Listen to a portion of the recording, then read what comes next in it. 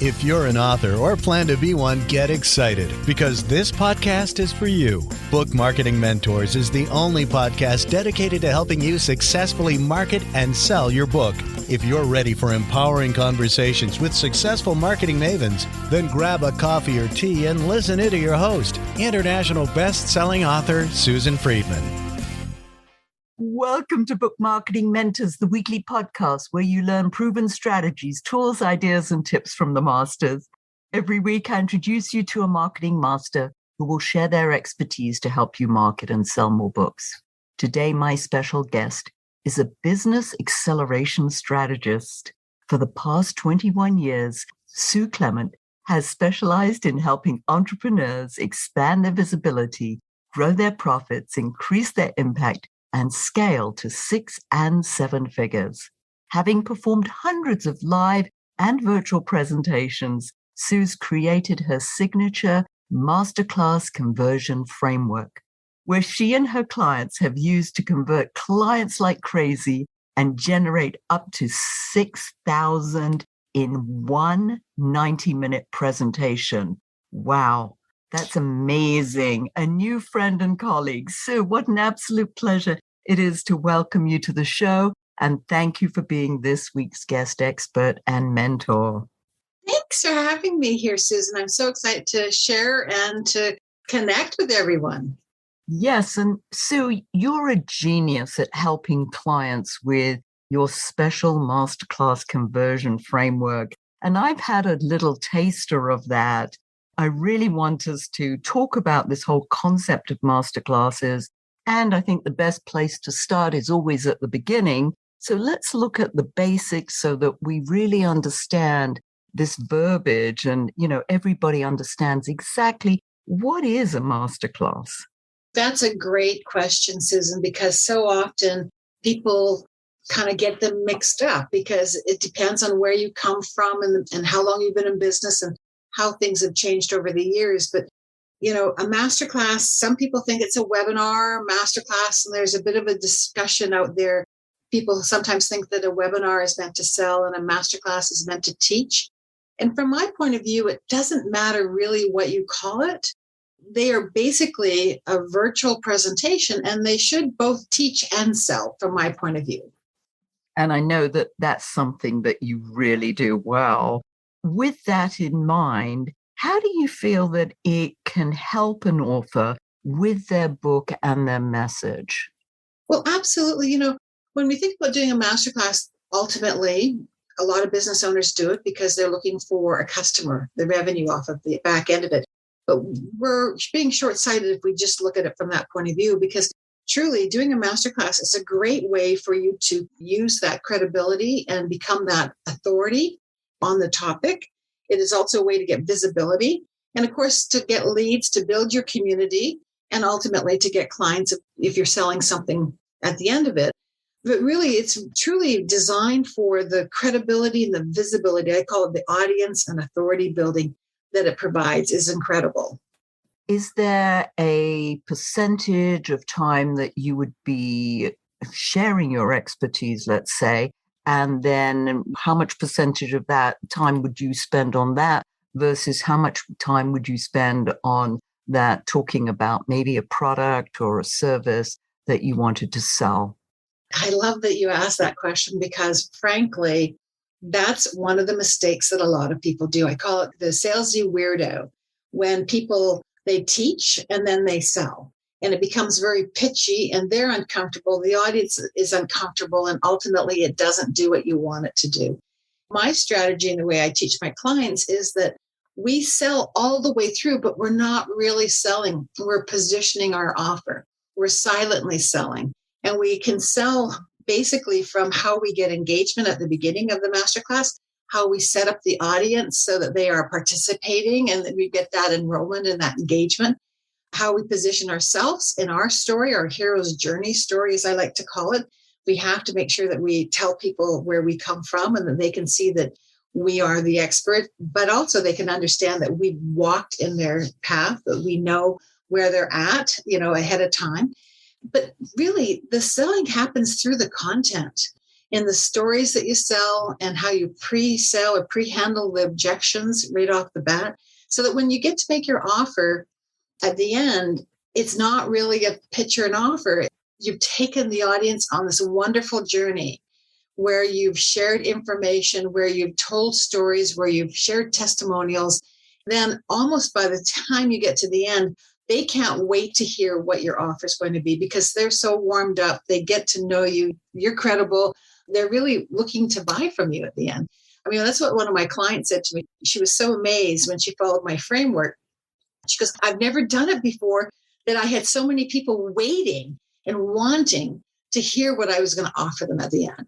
And when we get to that, then it isn't like we're pitching. We're not really being that salesy weirdo. We are basically just taking the audience on a journey and inviting them to take action. You know, I love that salesy weirdo. I'm like, that's going to stick in my head. I know. And I've seen you demonstrate this.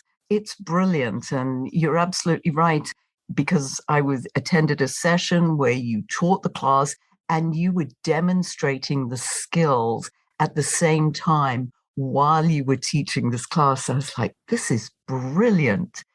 Perhaps you could give us a little taster of this framework, so to whet our listeners' appetite. I like to break down the masterclass into 3 key areas. And the first is the opening sequence. Like anything, we've all heard that phrase. And if you do any speaking at all, you know that you need to grab that audience in that first few seconds. They say that the first impressions are lasting. We want to make sure that we have a strong opening where we need to position, we first of all need to engage the audience first before we do anything. We need to bring them on board. We want to take them on this journey with us. So we need to, enroll the audience to participate with us. And then we need to position the topic, what we're going to be talking all about. We need to position ourselves, as I mentioned, the hero's journey story. We need to position the audience so that they feel like they've made a great decision and that they are in the right place. And we need to position the talk so that they get excited to know what's coming, so that they understand that they made a good decision, that they are in the right room, and that they can't wait to hear what you're going to be sharing. My trick is that we want to position the offer, not make it. Just position it at the beginning before we even get into the content. So that's the opening sequence. That's phase 1, so to speak. Then we have the content piece. Choosing what your content is so critical, because if you have content that doesn't align with the offer at the end, you're not going to have the conversions you're looking for. And I'm all about making sure that your masterclass or webinar converts. We have to make sure we select the right content that's going to lead people to wanting our offer at the end. And we tell stories. We all know stories are memorable, they're viral, they're repeatable. Every time we get together with our friends or family members, what are we doing? We're telling stories about our day, our week, our lives, what's going on. And so we want to make sure that we position our content within the story. That's what really makes it engaging and interesting. The people are learning, but they're learning in an enjoyable manner. And they're also, as I mentioned earlier, kind of being sold to at the same time, but they don't really feel like they're being sold to. They're going on this wonderful journey of information and learning. And then finally, the third piece is we need to close off, and that's the closing sequence. And my closing sequence is quite unique. It takes the audience on a journey. We just don't finish our teaching and go, okay, now let's, make an offer. Let's make our pitch. Instead, what we want to do is we want to do a solid review. And then, I call it paint the dream. We want to show them what's possible if they were to take action, and then bring them back to the reality check of where they are, so that when we make the offer, they now see a gap. And, that's one thing when it comes to selling. Your prospects need to be problem aware, and they need to see that there's a gap. If they don't see that there's a gap, if you, overfed them with content, they're not going to take action. It's really about making sure that you position the gap so that they see you as the credible expert that's going to get them from where they are to where they want to get to. Yeah, because they've got a challenge, whether it's a problem, a challenge, whatever you want to call it. There's something that's not working for them. They're coming to you with the hope that you're going to help them solve this. What I'm hearing is that the content, the stories and everything are positioned around you showing that you are a capable expert and you are the expert, the authority to help them solve that problem. Am I with you correctly? Absolutely. As I mentioned, the content is such a valuable piece. It's not like just throwing anything up against the wall and thinking, oh, I'll just talk about X. We have to make sure that that content is going to take the audience to, they learn some information, but they also learn what they don't know, that they're lacking in some manner. And so when you make your offer, they go, oh my gosh, I'm on one side of the bridge and I want to get to the other side. And you are the person that's going to get me across this chasm. And that's really what the content is meant to do, is to inform, educate them. They need to feel like they've got a small win. That's one of the mistakes, I think, is the content. And it's interesting because we can kind of diminish this as being, oh, I can just teach anything. But it's also not just what the content is, but it's the volume of content. And this was, oh my gosh, Susan, this was my biggest mistake I used to make all the time when I first started speaking. Is I'm kind of, I guess, a teacher, kind of teacher style by method here. And I would really over deliver. It would be like this buffet information. I would take people up and down the buffet. No, there was no food there, but I would actually want to deliver so much content that what happened is at the end, when I wanted to make my offer, there was no gap because people felt that they had everything that they needed. So they would go, wow, fabulous training. Oh, they would rave about me. They'd love it. And they'd never buy from me because they'd go, oh, well, I have so much information. You've given me so much. I'm just going to go and consume this. And then I'll come back. But they never really would come back because they got so stuck in this consumption mode. And actually, it's a disservice because often when people get so much information, they don't take action. A week, a month later, they haven't done anything because they've been so overwhelmed with it, or they've just been so consumed by it that they just don't follow through. And by not following through, they're going to look back at you and think, well, that workshop or that seminar, that masterclass really didn't work for me. And I shouldn't say blame it on you, but they'll hang it on you. And so overfeeding the audience with content is bad. And then just like Goldilocks, underfeeding is just as bad. There's been some people that say, teach them the what and the why, but never the how. Well, I don't agree with that because teaching them the what and the why, talking about the problem they have, they're sitting there going, I know the problem. I have the problem. What's the answer? People come because they want to get an answer. They want to get an insight. They want to learn something. They want to fix something. So if you don't give them any how, they'll leave kind of frustrated thinking that you don't know much because you weren't credible enough. You didn't share enough. You have to be generous enough to give them some information. They don't look at you as that credible expert because they didn't see any of your expertise. So there's always that fine balance of showcasing enough expertise that they want to learn from you, want to take that next step, but also not over-delivering, I should say, so that they feel so fed that they just don't want to do anything else with you. So that content piece is really important. Not only does it need to be the right content that's going to lead people to want your offer, but it has to be the right balance of not too little or not too much. You've crushed so many thoughts and concepts that I've heard in the past, but one of the things that I really relate to is this idea of overfeeding. I mean, I'm really good at giving away the farm when I do a presentation. The farm, the house, the family, and, everything. Take the dog. Yes, take everything. Yes. You're absolutely right. I mean, I know I even overwhelm myself and I think, well, they've got to know this and they'll want to know that. You said you give them some of the how, but then my question is, how much of the how would you even give them without, again, giving the farm away? It is a trick and a bit of an art and science to it where we need to understand that we've helped them in some small way. People need to feel that they have a win, but they still have to see the gap between where they are and where you can take them. If they don't see that gap, they're not going to appreciate the offer. They're not going to take action on the next step. You have to make sure that and I'm not really like suggesting that we hold back information, but we have to make it small enough and really laser in. So making the topic narrower rather than broader will also help you fix it. Like I often call the difference of choice between like a sample platter or a deep dish. I'm talking about pizza there, but my sample platter, for example, I mentioned that my system has 3. We have the opening sequence, the story selling, and then the closing sequence.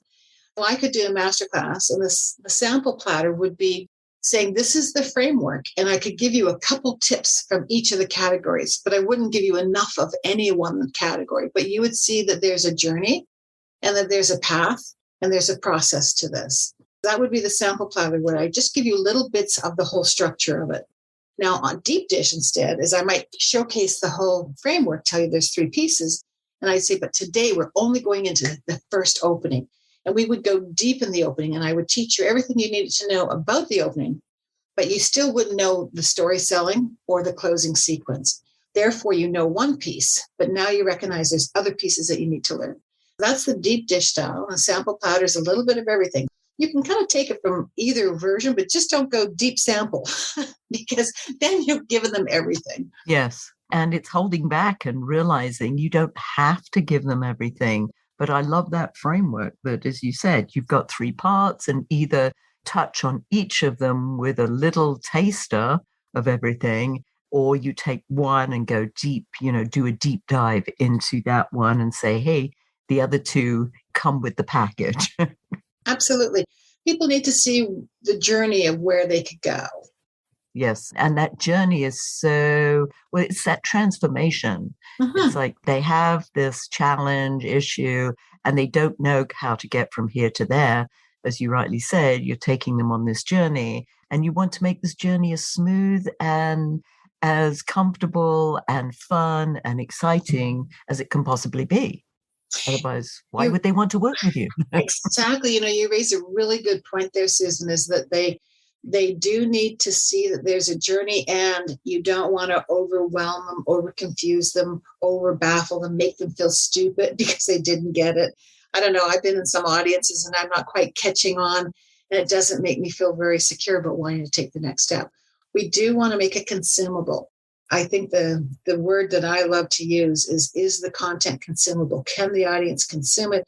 Do they make sense of it? Can they apply it? Because if they go away with a small win, they're going to be way happier than if they go away with no win or so much that they can't even tell top from bottom. So you talked about the mistake of either overfeeding or underfeeding. What are some other big mistakes that you see presenters, authors, coaches, trainers, whomever does these master classes? What are some of the bigger mistakes that they tend to make? Well, the content's a big piece of it. The second piece we've kind of touched on a bit is the salesy weirdo. And I'll go deeper into that because I think a lot of people, we're doing the masterclass because we want to have the audience take the next step with us, whatever that is, whether it's buying something or a service or a product. But what happens is if you're uncomfortable selling, you'll either do, I find, one of 2 things. You'll either overpitch. It's like, but wait, there's more. And then you have all the bonuses and the time limiters, and there's only 5 spaces, and you have to buy in the next 20 minutes. That type of overpitching. That's a salesy weirdo because people are not going to feel engaged or really feel your authenticity. They won't really love you, they won't like you, they're not going to buy from you. Being that aggressive salesperson because you're maybe awkward or you've seen it done that way. There's some people out there teaching that you have to have all these bonuses, and we call it the value stack, and they stack up the value. And often some of those values are, I shouldn't say fake, but yeah, they're elevated, they're inflated. We often kind of want to inflate all this value that we're offering, these bonuses that we're throwing in to make it more enticing. And if we overdo that, people are not going to really feel comfortable or confident in taking action with you. And on the flip side of it, I call it the humble Canadian, where at the end, I've seen so many people do this. They do a great presentation. They've given valuable content, and you know that they're an expert. But then at the end, they go, well, if you want to take action, or if you want to get my program, or you want to do whatever, just, send me an email. They do this very light, soft pitch. It's actually, you can't even call it a pitch. They're too uncomfortable to stand in their power and to invite people to take action. that's kind of being a salesy weirdo, but from a different point of view. It's a very demure salesy weirdo. And they're losing out on opportunities because they don't know how to make the offer. There is a lot to structuring your offer and then how you frame the offer. Often people get stuck on it's kind of the difference between features and benefits. Often people will get stuck and they'll say, well, it's so many sessions and so many minutes, and we get into the logistics. Well, the logistics will never sell for you.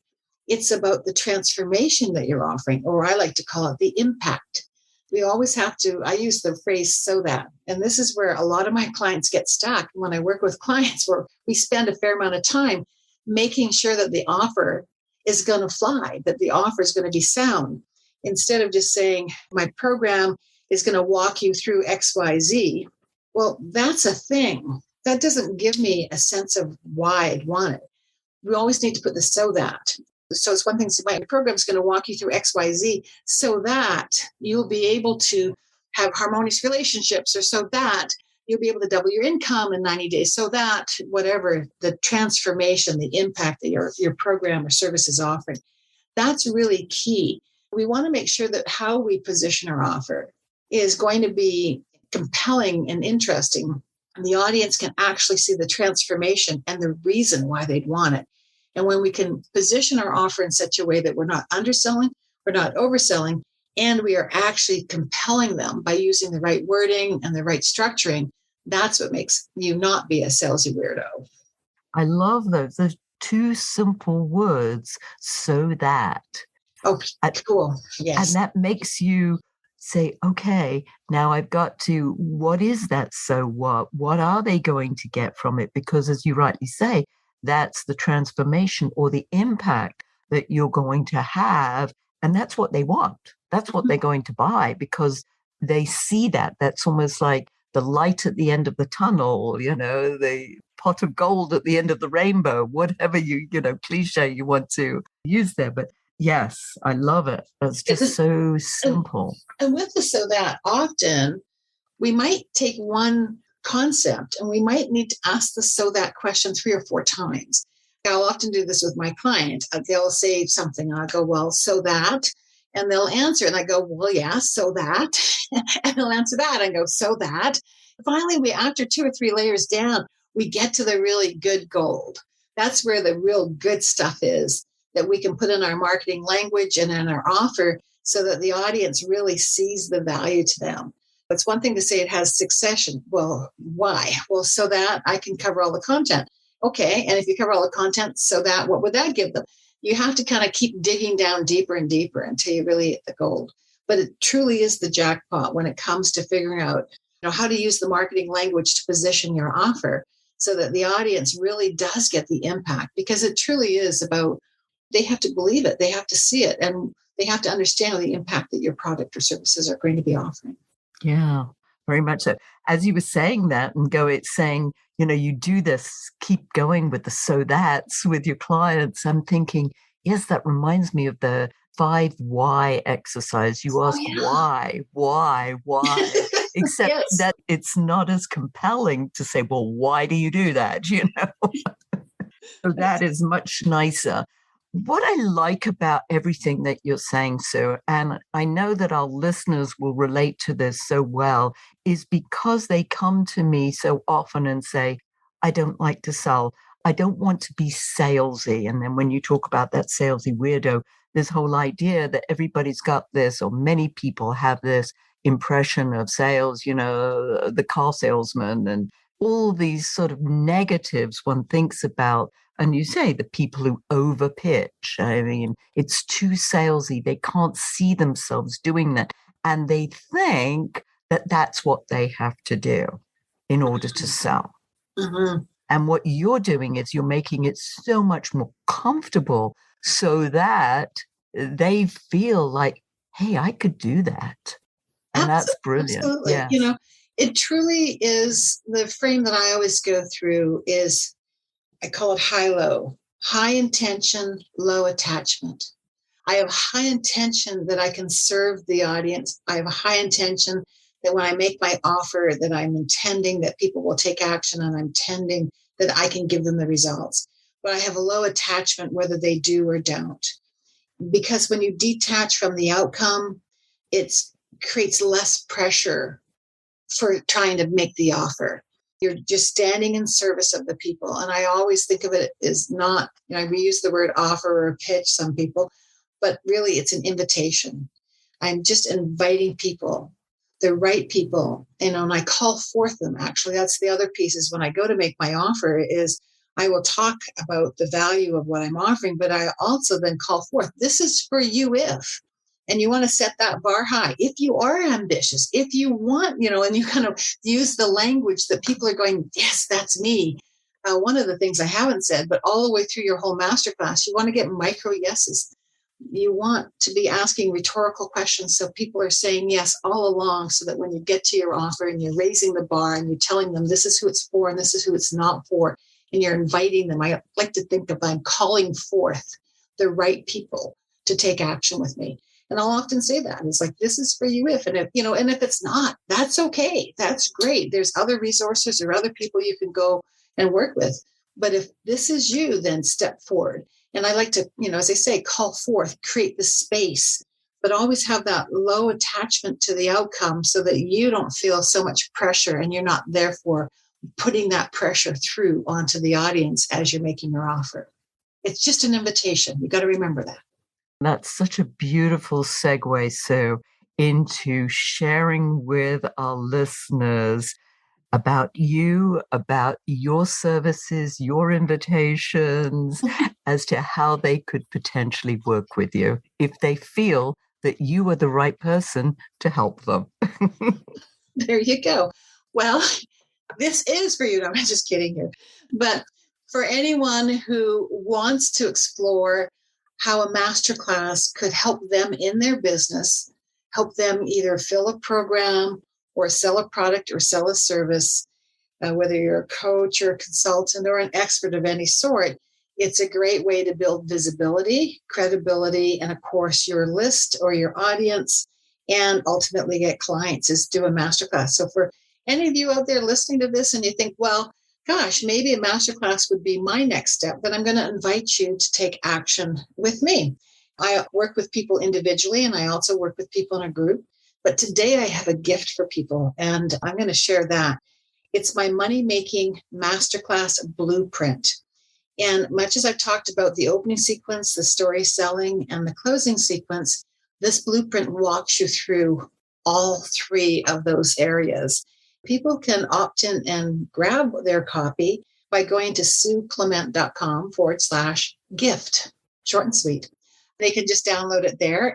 There's also a bit of a gift within a gift, like the Russian doll, is that for those people who get the gift and they want to take action, then I invite people to book a strategy call with me. And that's where we hop on the phone and we talk about your specific situation and ultimately to see if the masterclass is your best next step.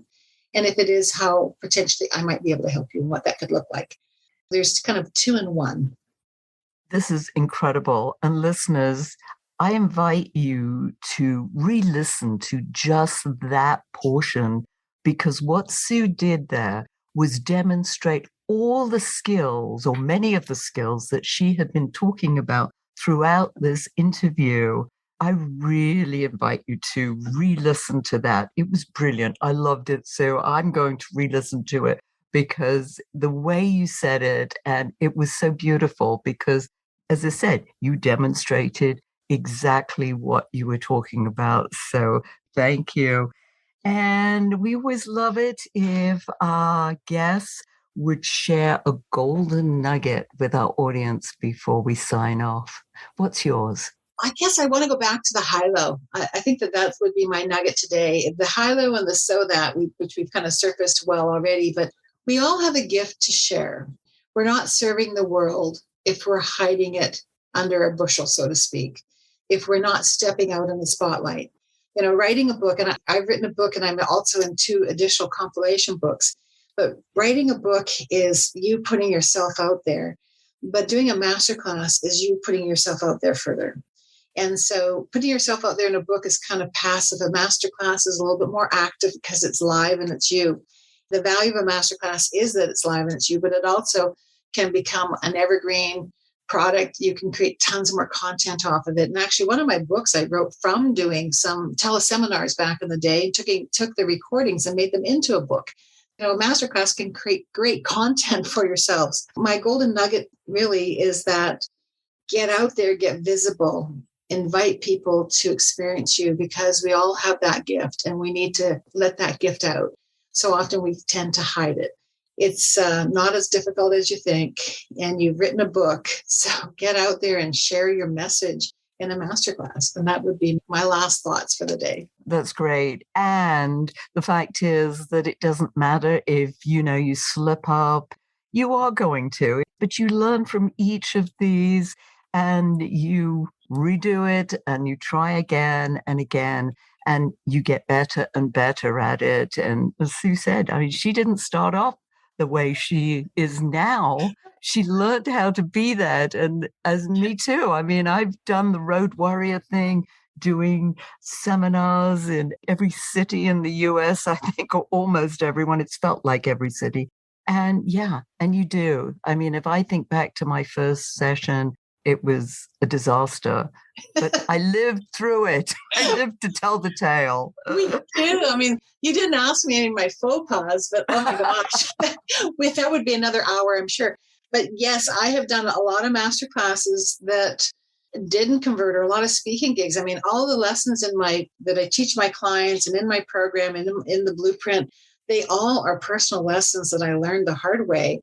Then I went and figured out how to perfect my mistakes and overcome them. That's what I teach clients. And I've been really fortunate. I sought out to learn from the best gurus, from selling from the stage people, because I figured if I'm going to do this and I love speaking, it's like I should learn how to convert. And so I've learned from gurus, invested my time, invested my money, and I've kind of taken them all and blended them together and used my own experiences. And this is what I've done as my framework. But yeah, it's all based on true real life experiences of what worked and what didn't work. And this is my best effort. And it is an evolution.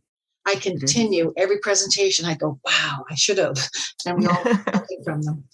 Yes, I always say, well, what would I do if I had to do it all over again? What can I do better? So that's wonderful. Sue, you've shared so much wisdom with us. Listeners, as I said, re-listen to this, please, please, please. You're doing yourself a service, because there's so much golden nuggets all the way through, gems, treasure trove of stuff. So yes, the wisdom has been amazing. Sue, thank you. And thank you all for taking time out of your precious day to listen to this interview. And I sincerely hope that it sparks some ideas you can use to sell more books. Here's wishing you much book and author marketing success. The time is now to take action and finally build your book-selling empire. And the great news is that Susan is here to help you. Visit bookmarketingmentors.com and sign up for a free 15-minute book marketing strategy session with Susan. She'll help you discover your first steps to marketing and selling your book. Only those who take action are rewarded, so visit bookmarketingmentors.com, and we'll see you again next week.